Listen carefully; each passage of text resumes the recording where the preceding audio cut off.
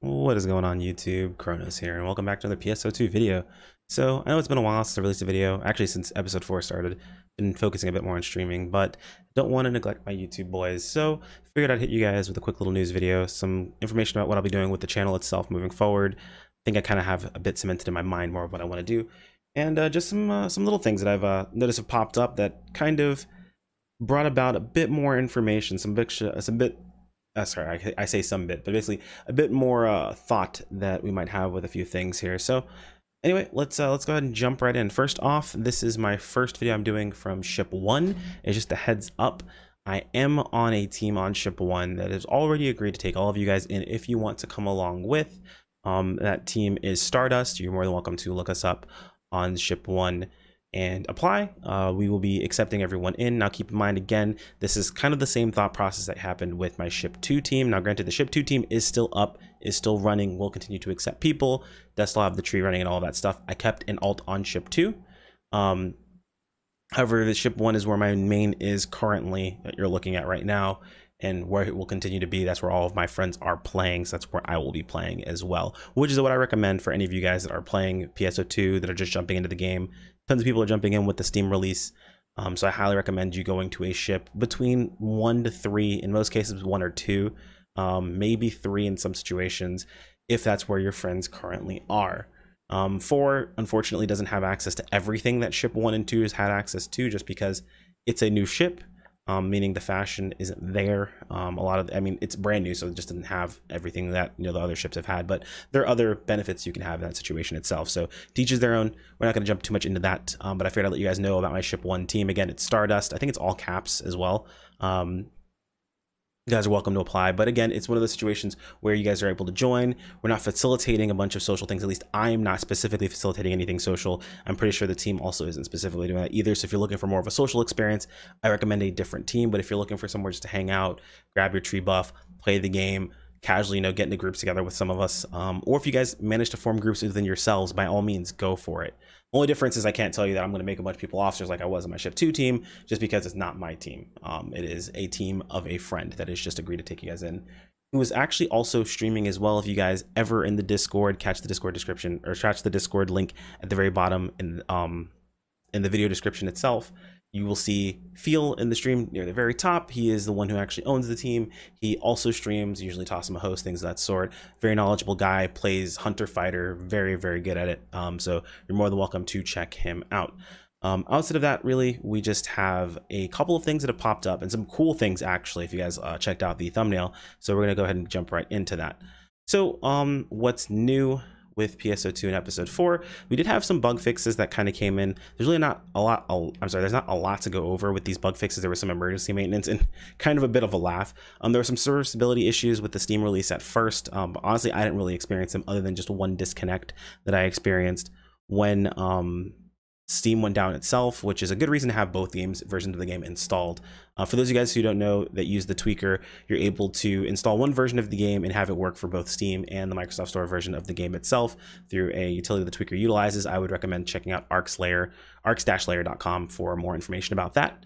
But it does saves you some space, and it gives you access to both versions of the game. And if you ever deal with the Steam version of the game itself and Steam goes down, the game tends to go down as well. I'm not sure if they fixed that or if that's been disconnected from that process itself, but that is something that I experienced on the first day.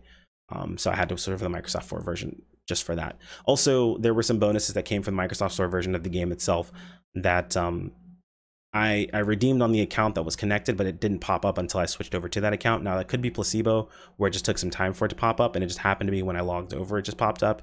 But just so you guys know my experience with that, that's how I experienced it itself. Those of you in the comments may have experienced it differently, but it was like some bonus with the Xbox or with the Game Pass Ultimate Pass. They gave us 3 golden keys, so I went ahead and redeemed those because I have the Ultimate Pass anyway. I grabbed it during the early Xbox beta time or whatever, and I just totally forgot I was paying for it, to be perfectly honest. But yeah, it is what it is. They talk about some of the portal rewards being on a later date. Apparently some items fixed an issue with some untradable items were unintentionally distributed as tradable. So some of these items that weren't supposed to be tradable were distributed as tradable.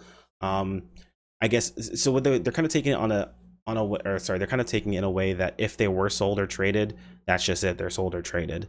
They weren't intentioned to be that sort of way, but there's no way for them to really kind of go back and like just reverse all of that without kind of like messing with the player itself, I'd imagine. So they're just leaving them as is. Same thing happened with the Fresh Find shop. Yes, it happened again. I'm told this wasn't the first time it happened, and I didn't really pay attention to the first time it happened because it really didn't affect me that much. But some Fresh Find items that were supposed to be untradeable, unsellable, were tradable and were sellable. So people bought them, tried to trade them and sell them. If you did that and you got in the item, rest assured, you won. You got over on the system. They're just leaving it as is. Again, same thing with the Steam launcher or fixed items itself. They're leaving those as is. However, it will not continue moving forward as they are not supposed to be. And then they got some emergency maintenance compensation. Since the game was down for a little bit, they gave out, try boost, or gave 100% try boost, all that good stuff.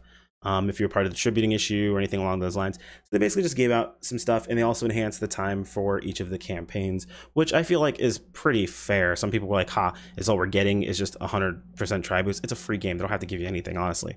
I don't say you're lucky you got that much, but to be perfectly honest, this feels fine. The game was down for a little bit. Emergency maintenance happens when new launches of things pop up. So hey, can't really help it. At least they provided something to us in this situation. I feel like that's not even that like unfair to extend the campaigns where we lost the day and also give us a try boost on top of that. I feel like extending the campaigns and just giving us the trigger. I'm sorry, extending the campaigns would have just been enough, but hey, a little bit of a bonus on top of it as well. And they also didn't reverse or roll back any of the servers, so thank God. Because I know games that would have done that in that situation itself.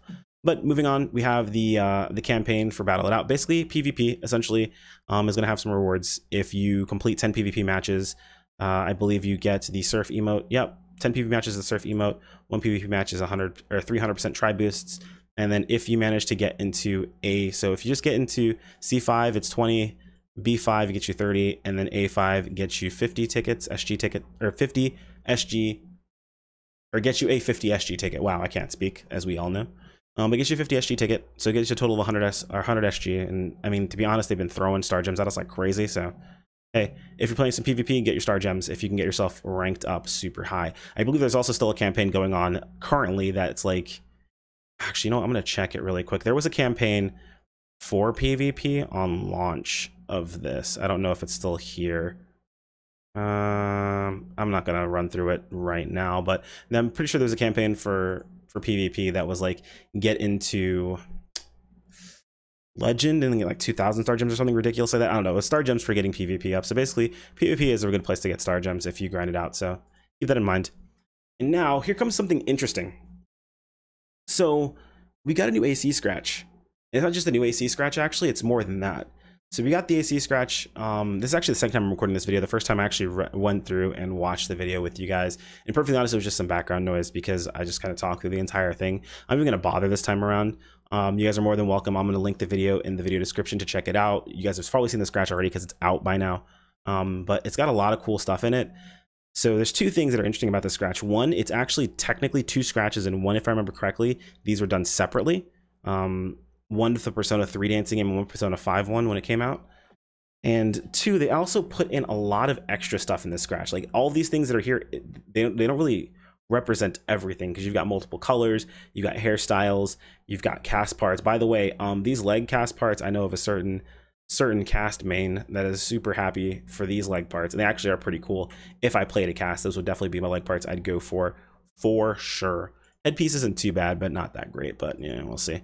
Either way, some cool hairstyles, some different things. I actually just picked up the Joker hair and I picked up the glasses. I was pretty happy about that. And then, of course, the emotes, which is dope. The furnishings for the posters. And the music, which we're going to go on from the music itself. So check this out. They're also doing, so not only with the scratch, they're also doing new concerts. And we were kind of, and I say this in an ignorant tone, unfortunately, not an ignorant tone, but I said this in ignorance previously, that they don't really tell us about a lot of things that we really should know about. I want to apologize. That's technically not true.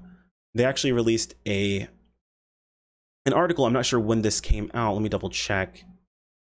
So it did come out yesterday. I don't know what time yesterday this came out. I'm not sure if they give a time. Let me see really quick. They don't, but the concert for Persona 3 and Persona 5 Dancing Live is up, and honestly, the concert's pretty cool. It's a pretty solid concert. I'm more of a fan of the Persona 3 one over the Persona 5. Because the Persona 5 characters are pretty solid. The Phantom Thieves dance is pretty good. But basically, it's a concert. I know people like who cares about concerts. You interact with the concert. It's got little. It's got like a what's a QTE, a quick time event basically thing. That's like a rhythm game essentially for your 2 attack buttons. Just know if you rebind these 2 attack buttons, it's the rebound buttons, so keep that in mind. The controller's super easy, it just shows them to you, but if you rebound any of your attack buttons to like keyboard controls, it shows them but kind of doesn't show them. It's a little weird, so just keep that in mind. It's usually like your primary and your secondary attack. But watching both of these concerts actually gets you, I believe you get a title for 10 SG per concert, and watching both concerts gets you the Morgana suit. And previously I said, you know, they didn't really tell you about that. That's not really fair, but they actually do in this article, which is kind of cool. So, which is the same thing they did for JP. I went and looked back and found out they did an article for JP as well, and also showed them in the article. So hey, there you go. They have all the concerts on schedule for you to be able to catch them, find out when you can catch those concerts. It's a free 20 SG. Again, they're throwing SG at us like they always do. I don't understand when people are getting real upset about there's not enough SG. I mean, granted, yes, we don't have every single thing that JP has, but they've been throwing so much free SG at us, it's ridiculous.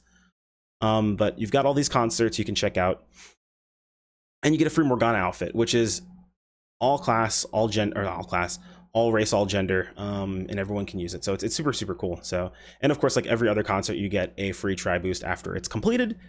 So that is what we will have going on. I believe it's just this week. Yeah, it looks like it's just this week. So you might want to make sure you catch these concerts. I know I caught the 3 p.m. apparently by accident. I was just logged in, not paying attention to my computer while I was working. So I caught 3 p.m. one by accident, and then caught the 7:30 p.m. one on stream. So that's pretty cool. These are all in Pacific time, by the way. So in case you guys need to plan for those, but there are plenty of concerts to catch. Get your free star gems, get your Morgana outfit. But this does bring up the question, by the way. So something I mentioned a while back when we got the crossover or the collaboration scratch for Konosuba, one I didn't even realize we were going to get, to be perfectly honest, brings back that mindset again. More collaboration scratches. I know that was a really, really big issue for people that were really concerned about not getting everything that JP got for collaborations. And at the time I was thinking, well, there are some collaborations that make sense for us to get and some that don't. Like I used the example, you know, something like Nier Automata makes perfect sense for us to get because of how popular it's been around here, but I wouldn't see us getting something like Sakura Wars, which JP got. I know some of you guys were like, dude, I totally love Sakura Wars, I'd love to get it. I'm right there with you, dude. That's why we played JP, was for all of these things that were part of their specific culture that we enjoyed and we loved. However, it's not always going to translate the same for us here. However, something that does make perfect sense, I'm not sure why I didn't even think about it at the time, Persona. Persona's super popular around here. So hey, Persona collaboration, and we got everything at once, which has its ups and downs. The cool side to it is there's tons of options. The downside to it is if you're scratching for these items and you're trying to get something specific, it's that much harder to get the item that you want because there's a lot of things mixed in with it. You've got things that aren't even Persona related technically. So like the Kamen Rider looking outfit, where you've got its base wear, its inner wear, and its outer wear in all the different colors for the male and female versions. So like you have those things mixed in there that you really don't care about. You have cast parts, which casts care about, to be fair. Don't be mean to the casts.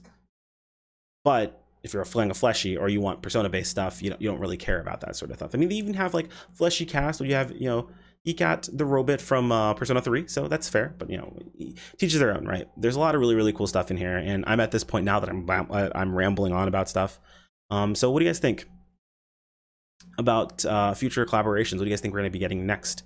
I know I'm super excited for the possibility of the Nier Automata scratch. On JP, I know the Nier hair, or the 2B hair, was like 100 mil. Even when it was revived, it was 100 mil. So who knows what the price is going to be like on NA. But I know a lot of things that have been expensive on JP on NA have not been nearly as expensive. So I'm looking forward to the possibilities of all different types of scratches. If you guys have any questions or whatever you're excited about, feel free to toss them into the comments below.